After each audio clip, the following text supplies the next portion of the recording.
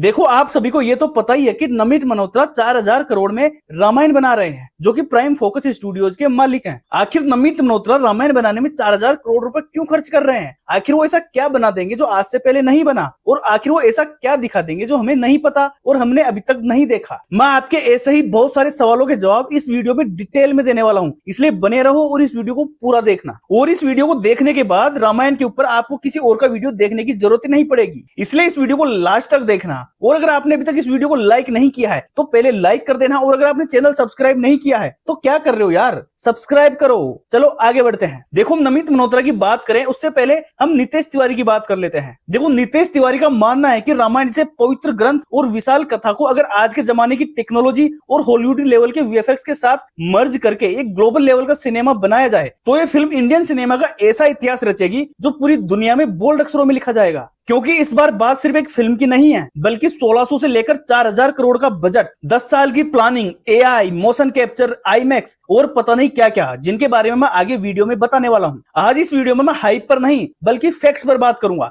जो रिपोर्टेड हैं और इस फिल्म को सच में गेम चेंजर बना सकते हैं। देखो इसके बारे में मैं आपको थोड़ा सा और ऊपर से बता देता हूं। जो नितेश तिवारी की जो रामायण है वो कोई सिंगल फिल्म नहीं है, बल्कि 2 पार्ट्स की फ्रेंचाइजी है, जिसका फर्स्ट भाग दिवाली 2026 को और इसका दूसरा भाग दिवाली 2027 को रिलीज होने वाला है। तो यहाँ पर इसका मतलब साफ है कि मेकर्स हैं वो बिल्कुल भी किसी भी जल्दबाजी में नहीं है। यहाँ पर दिलचस्प बात यह है कि इस प्रोजेक्ट पर 15 साल पहले से ही प्लानिंग चालू कर रखी है। इतना लंबा वक्त इसलिए क्योंकि ये फिल्म सिर्फ बजट, वीएफएक्स या सेट्स की नहीं है, बल्कि धार्मिक, इमोशंस और सांस्कृतिक भावनाओं की भी जिम्मेदारी है। अब बात कर लेते हैं इसकी कास्टिंग की, जो कि बहुत ज्यादा कंट्रोवर्शियल है। अब देखो जैसा कि सबको पता है, यहाँ पर रणबीर कपूर भगवान राम का रोल कर रहे हैं। यहाँ पर रणबीर कपूर का भगवान राम के रूप में कास्ट करना एक बहुत बड़ा रिस्की डिसीजन है, क्योंकि ये कोई सिर्फ एक रोल नहीं है बल्कि आदर्श है। अब यहाँ पर माता सीता का रोल कर रही है साई पल्लवी, जो कि फिल्म रिलीज के बाद ही पता लगेगा कि इस रोल के साथ इन्होंने जस्टिस किया है या नहीं किया है। और यहाँ पर जो रावण का रोल कर रहे हैं वो है रॉकिंग स्टार यश। अब देखो यहीं से पूरा गेम चेंज हो जाता है, क्योंकि यहाँ पर जो यश है वो सिर्फ यहाँ पर रोल नहीं कर रहे बल्कि इस फिल्म के को प्रोड्यूसर भी हैं। मतलब यश का रोल यहाँ पर सिर्फ एक्टिंग तक सीमित नहीं है बल्कि क्रिएटिव कंट्रोल तक जाता है। और यहाँ पर जो लक्ष्मण का रोल है वो रवि दुबे कर रहे हैं, और जो हनुमान जी का रोल है वो सनी देओल कर रहे हैं। सनी देओल को हनुमान जी के रोल में देखना एक पावरफुल और फिजिकल इंटरप्रिटेशन का साइन है। इसके अलावा फिल्म में अमिताभ बच्चन, अरुण गोयल, वही टीवी वाली रामायण के जो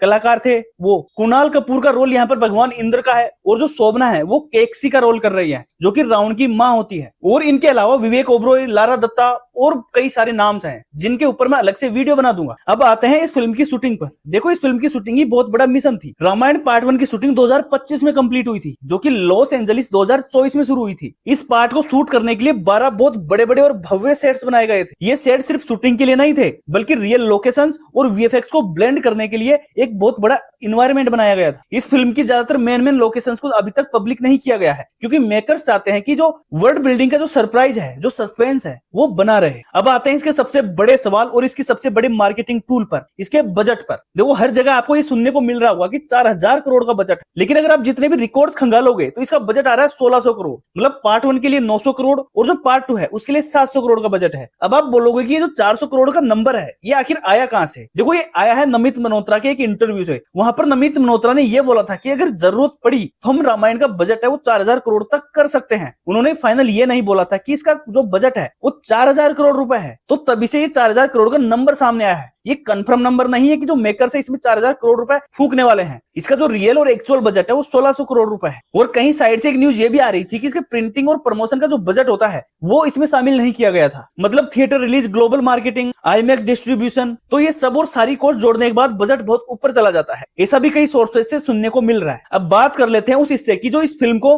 अब तक जितनी भी फिल्में बनी है, जितने भी सीरियल्स बने हैं, उनसे अलग करती है। वो है वीएफएक्स। क्योंकि इस फिल्म के वीएफएक्स की जिम्मेदारी डीनेक संभाल रही है, जो एक ऐसी कंपनी है जो इंटरस्टेलर और इंसेप्शन जैसी फिल्मों का वीएफएक्स कर चुकी है। और डीनेक कंपनी कैसे रामायण के लिए वानर सेना बना रही है मैं एक पिछले वीडियो में बता चुका हूं, तो आप उसको जाके देख सकते हैं। देखो अब हम चलते हैं इसके टेक्निकल पार्ट की तरफ। Unreal engine plus virtual production. अब देखो ये क्या बला होती है, इसको अपन आसान भाषा में समझते हैं। देखो ये बहुत ज्यादा पावरफुल सॉफ्टवेयर है जिसके थ्रू जंगल, गेम्स और जो बड़े बड़े सेट होते हैं, आसमान, महल वेल, जो जितनी भी चीजें बनती है वो इस सॉफ्टवेयर के थ्रू बनती है। रामायण में लंका, राम सेतु और जो युद्ध भूमि है और उस टाइम पे आसमान, जो आसपास का जो इन्वायरमेंट है, वो सारी चीजें इसी सॉफ्टवेयर से बनती है, जो कि सॉफ्टवेयर की कीमत कई करोड़ों रुपए में होती है, जिसके थ्रू ये जितना भी इन्वायरमेंट होता है वो पहले ही कंप्यूटर में डिजाइन और बना लिया जाता है। नेक्स्ट आता है एलईडी वॉल पर रियल टाइम बैकग्राउंड। अब इसका मतलब क्या होता है? देखो पहले क्या होता था, वीएफएक्स करने के लिए पहले जो सारी शूटिंग है वो ग्रीन स्क्रीन पर की जाती थी, उसके बाद उसके अंदर वीएफएक्स ऐड करे जाते थे। तो उससे होता क्या था कि वहां पर जो एक्टर है, जो वहां पर एक्टिंग करने वाला जो भी इंसान है, वो उसके रियल इमोशंस बाहर नहीं आ पाते थे, क्योंकि उसको कुछ नहीं पता, उसके आसपास ग्रीन स्क्रीन है। लेकिन इस टेक्नोलॉजी के थ्रू ये होता है कि आप एक बहुत बड़ा कमरा होता है जिसके अंदर बड़ी बड़ी स्क्रीन लगी होती है, उसके अंदर वो रियल टाइम बैकग्राउंड चलता रहता है। मतलब आप जो फिल्म के अंदर जो बैकग्राउंड एक्चुअल में दिखता है वो उन स्क्रीन पर चलता रहता है, जिससे एक्टर को क्या होता है, कंप्लीट फीलिंग आ रही होती है कि वो एक्चुअल में वहां पर है। इससे होता क्या है कि जो मैक्सिमम एक्टर की जो रियल इमोशंस और रियल एक्टिंग है वो बाहर आ पाती है। अगर मैं आपको इसका एग्जांपल दूं तो अगर भगवान राम जंगल में खड़े हैं तो होगा क्या कि उनके चारों तरफ स्क्रीन पर जंगल का व्यू चल रहा होगा, जिसे होगा क्या कि वहां पर जो रणबीर कपूर है उसको रियल में जंगल वाली फीलिंग आ रही होगी, और वहां पर उसको कैसे एक्ट करना है, उस पर कैसे लाइटिंग होगी,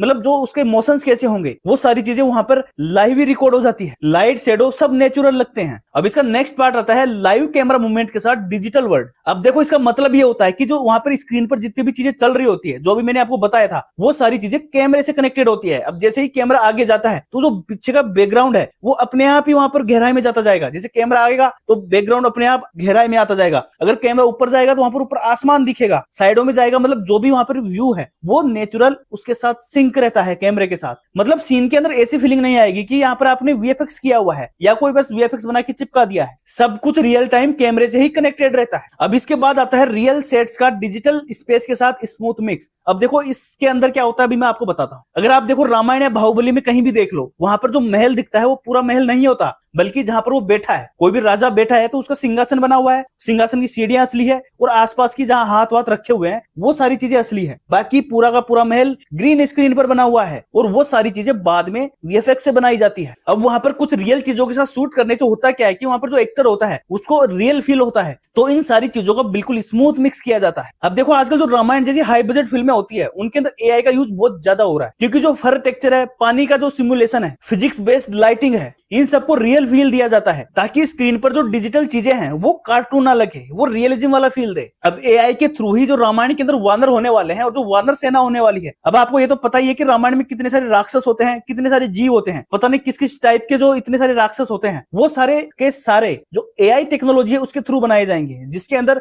मोशन कैप्चर होता है, जो बॉडी मूवमेंट है, इन सबको डिजिटल कैरेक्टर के अंदर ट्रांसफर किया जाएगा, जिससे आपको बिल्कुल भी ऐसा फील नहीं होगा कि आप कोई एनिमेटेड या फिर लो एंड वीएफएक्स देख रहे हो। आपको बिल्कुल एग्जैक्ट वही लगेगा कि ये सामने ही खड़ा है, ये जो शूटिंग करी है इनके सामने ही, इनके पास जाकर ये शूटिंग हुई है। अगर आपको इसके एग्जांपल्स देखने हैं तो मैं आपको एक क्लिप दिखा देता हूं जो प्लैनेट ऑफ द एप्स के हैं, जिसके अंदर जो जितने भी एप्स होते हैं उनको डिजिटली ऐसे ही बनाया गया है। जो एक्टर होते हैं उनके मोशन कैप्चर, उनके बॉडी मूवमेंट का डेटा रिकॉर्ड करके इन जो डिजिटल कैरेक्टर्स इनके अंदर डाला गया है। अब देखो अगर मैं रामायण मूवी की बात करूं तो ये हो सकता है कि जो इंडियन लेवल पर सबसे बड़ा एक्सपेरिमेंट हो। इस फिल्म को इंडिया की जो रीजनल लैंग्वेजेस है उसके अलावा इंग्लिश, स्पेनिश, जापानी और जो बाकी वर्ल्ड में जो भाषाएं बोली जाती है उनके अंदर डबिंग करी जा रही है। ये कोई नॉर्मल डबिंग नहीं है, बल्कि जो एआई के थ्रू जो लैंग्वेजेस के अंदर जो वर्ड के हिसाब से होठ हिलते हैं, जैसे मैं बोल रहा हूँ मेरे होठ हिल रहे हैं, तो वो उस लैंग्वेज में जो जब होठ हिलने थे, जितने हिलने थे, वो सारे मूवमेंट पकड़कर उन वर्ड के साथ सिंक कराया जाएगा। मतलब अगर मैं आपको इसको एक वर्ड में समझाऊं तो ये एआई लिप सिंकिंग होती है, जिसके थ्रू जो जैसी लैंग्वेज होती है उसी के अकॉर्डिंग जो होठ और जो सारे मूवमेंट है वो होते हैं। तो इससे होगा ये कि इस मूवी को देखने वालों को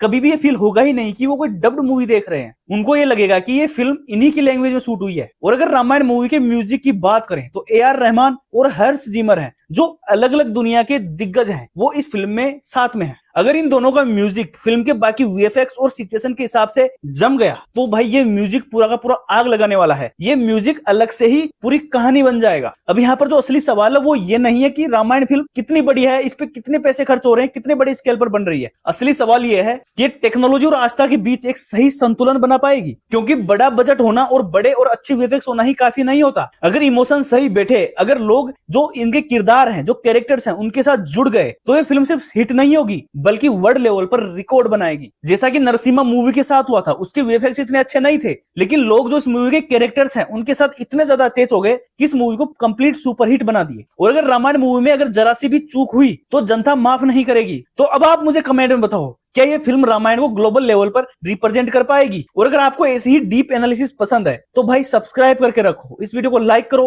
और इस वीडियो को शेयर करो। चलो मिलते हैं नई वीडियो में, बाय।